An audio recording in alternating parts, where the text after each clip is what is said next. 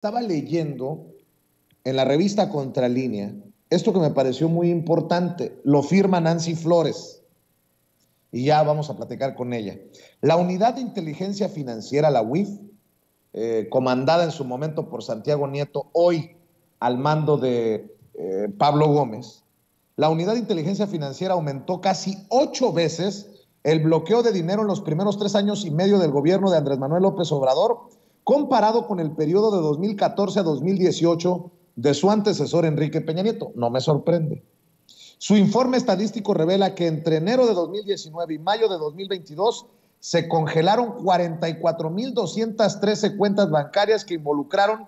33,992,700,718 pesos, mientras que en los 5 años previos se bloquearon solo 17,280 cuentas con apenas 4,259,559,334 pesos. Para hablar de esto que publica y firma Nancy Flores en la revista Contralínea, la saludo con mucho gusto y con siempre mucha admiración. Nancy, ¿cómo estás? Buenas tardes. Buenas tardes, Vicente. Muchas gracias por la invitación y buenas tardes también a tu audiencia. Pues sí, fíjate que estuve analizando estos reportes que emite la Unidad de Inteligencia Financiera y pues nos llevamos esta sorpresa de que en estos 3 años se ha aumentado, como tú bien decías, casi 8 veces este bloqueo de dinero en esos primeros 3 años de gobierno. Y a mí es que me llamó mucho la atención esa vez que fue Pablo Gómez a la conferencia matutina del presidente López Obrador, cuando decía que antes la UIF se utilizaba pues para ser una institución de la propia corrupción y no para lo que estaba pues indicada, que es precisamente combatir el lavado de dinero en el sistema financiero y también en todas estas actividades vulnerables, porque hay que recordarle a la audiencia, Vicente, que no solo se trata de que en los bancos o en las casas de cambio se haga lavado de dinero, sino que el lavado de dinero tiene, pues, o más bien ha penetrado otros sectores que ya se consideran vulnerables, como puede ser el de las apuestas, el de la industria inmobiliaria, el de la venta de arte, venta de joyas, incluso en algunos casos se considera como una actividad vulnerable todo lo que tiene que ver con estas notarías públicas. Entonces, pues me llamaba la atención esta aseveración que hizo Pablo Gómez en esa ocasión, el 7 de julio pasado, y pues me di a la tarea pues de revisar cómo iban sus números y resulta sí que ahora están pues siendo un poco más proactivos a la hora de pues bloquear estos recursos, bloquear estas cuentas bancarias y sobre todo pues recordar que hay grandes temas que han derivado de la propia investigación que hace la Unidad de Inteligencia Financiera. No hay que obviar el hecho de que una de las denuncias en contra de Enrique Peña Nieto, que ya se convirtió en averiguación previa en la Fiscalía General de la República, pues proviene de estas investigaciones de la UIF,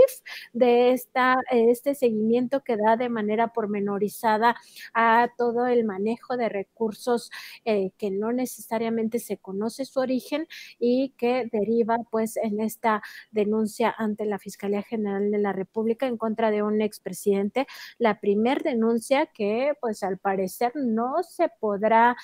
cancelar porque ya en otros momentos pues hubo algunas investigaciones por parte de las instituciones en contra de expresidentes. En el caso de Carlos Salinas, por ejemplo, se le investigó por toda la partida secreta, pero finalmente estos casos no se judicializan hacia la figura de quien estuvo al frente del gobierno de la República, sino que en el caso de Salinas, pues se quedó hasta su hermano Raúl Salinas de Gortari. En el caso de Ernesto Zedillo, pues no hay que olvidar que se le investigó a él y a toda su familia por presuntos vínculos con el cártel, el llamado cártel de las metanfetaminas en su momento, y así ha habido pues algunas líneas de investigación. Ahora me parece que en el caso de esta denuncia de la UIF y de las otras dos averiguaciones previas que ya tiene abiertas la Fiscalía, pues no se van a poder cerrar, ya son muy públicas, no es que lo haya filtrado algún medio de comunicación, sino en general ya son muy públicas y pues de ahí la importancia de esta labor de la UIF en estos momentos y de su proactividad para el bloqueo de recursos. Yo destacaría también otro caso que me parece muy importante del trabajo de la Unidad de Inteligencia Financiera y tiene que ver con el gobernador de Tamaulipas, aún en funciones, García Cabeza de Vaca. La Unidad de Inteligencia Financiera pues ha tenido ahí un papel preponderante en el análisis de varias situaciones vulnerables al lavado de dinero y específicamente ha encontrado nexos, y nosotros lo publicamos y ya lo habíamos comentado en otra ocasión contigo, Vicente, este nexo con el cártel de Sinaloa. Y ahora que estamos viendo toda esta violencia que ya ha llevado a a este crimen organizado, a estos delincuentes del narcotráfico, pues atacar directamente a la sociedad civil, hay que preguntarnos hasta dónde están estos nexos con el sector económico y con el sector político. El crimen organizado no ha crecido solo como un ente ahí que no tiene asidero en la sociedad mexicana, ha crecido bajo el amparo de los gobiernos corruptos y también de los empresarios corruptos que les lavan su dinero. Es estratégica en este momento la Unidad de Inteligencia Financiera y en este caso pues recordar que pues García Cabeza de Vaca ya se le ha prácticamente probado este nexo que tiene con el cártel de Sinaloa y también hay una línea muy importante por parte de las autoridades federales, sobre todo de la Fiscalía General de la República, sobre un presunto nexo con el cártel del Golfo. Entonces, son autoridades que siempre debemos de estar pues atentas a cómo se conducen en materia de criminalidad y por supuesto que esto tiene su rama económica y de ahí lo fundamental de que esta unidad de inteligencia financiera ya no se utilice para la corrupción, sino para la rendición de cuentas. Querida Nancy, ¿lograste hacer un balance entre lo que logró congelar, por ejemplo, Santiago Nieto, lo que ha congelado Pablo Gómez, lo que se ha descongelado de lo que congeló, parece trabalenguas, pero no, lo que se ha descongelado de lo que congeló Santiago, de lo que se ha descongelado de lo que ha logrado congelar Pablo? ¿Puedes darnos alguna claridad de eso? Pues mira, tan al detalle como de cuánto le corresponde a Pablo Gómez como a Santiago Nieto no lo tengo, pero sí tengo el tema de cuánto corresponde a estos 5 años del gobierno de Peña Nieto y a los 3 años, 5 meses del gobierno de López Obrador. En ese caso, pues decirte primero que en el tema de estos 8 años y 5 meses se reporta un desbloqueo de recursos por 23.9 millones de pesos descongelados, de los cuales 14.605 millones se liberaron por órdenes de jueces. Hay que recordar que cuando se te congelan las cuentas, bueno, a mí nunca me ha pasado y no creo que me pase porque no tengo ni dinero en mi cuenta, pero cuando alguna persona o alguna persona física o persona moral, alguna empresa, se le congelan sus cuentas, tiene derecho a acudir ante el sistema de justicia y pedir un juicio de amparo y entonces para estos efectos pues los jueces otorgan estos amparos y entonces se desbloquean. 14.605 millones 668.420 pesos corresponden a liberación por órdenes de jueces que otorgaron estos amparos para los afectados. 9.019.402.596 pesos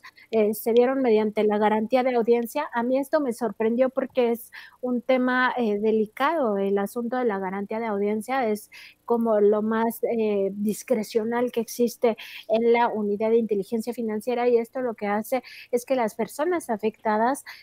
piden audiencia ante, en este caso, la autoridad de la unidad de inteligencia financiera, se les recibe y ellos en esta audiencia pues se supone que tienen que presentar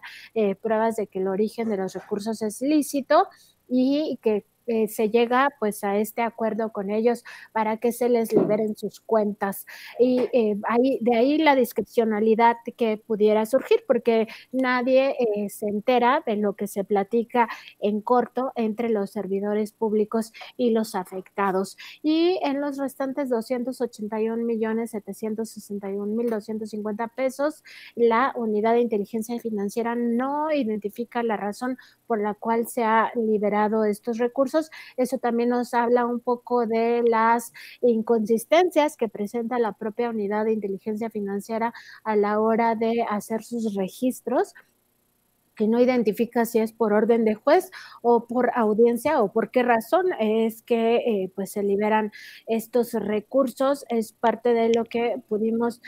comprobar, y de esto pues también logramos determinar que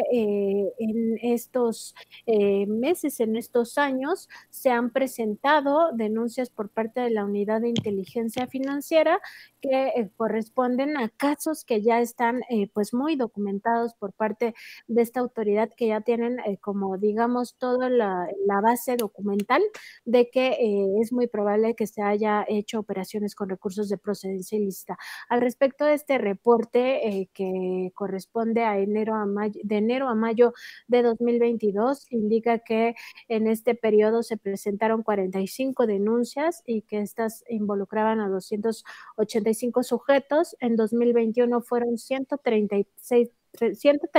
denuncias que implican a 720 personas. En 2020 fueron 130 denuncias con 1,000 involucrados, y en 2019 fueron 164 denuncias con 932 sujetos implicados en estas presuntas operaciones con recursos de procedencia ilícita. Parte de lo que pudimos estar observando en estos reportes que presenta la propia unidad de inteligencia financiera. Y quería darte el dato de lo que corresponde a este gobierno en liberación de recursos, solo que ahorita pues se me ha extraviado entre tantos números, porque como te imaginas, la unidad de inteligencia pues da puros datos duros, entonces ahorita lo localizo, Vicente. Mi querida Nancy, oye,